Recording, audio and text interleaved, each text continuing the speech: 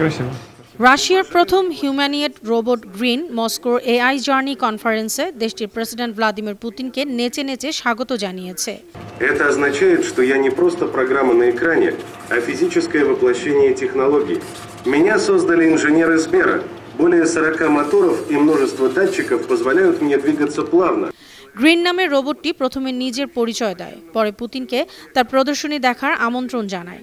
Green পুতিনকে বলে, আমি শুধুই পর্দার প্রোগ্রাম নই, আমার মধ্যে 40টির বেশি মোটর ও সেন্সর আছে।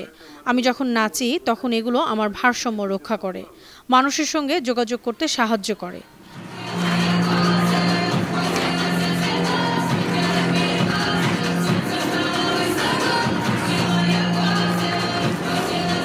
নাচ শেষে পুতিন বলেন, খুব সুন্দর, ধন্যবাদ। বুধবার রাশিয়ার বৃহত্তম ব্যাংক সাবার ব্যাংকের প্রদর্শনীতে এই দৃশ্য দেখা যায়।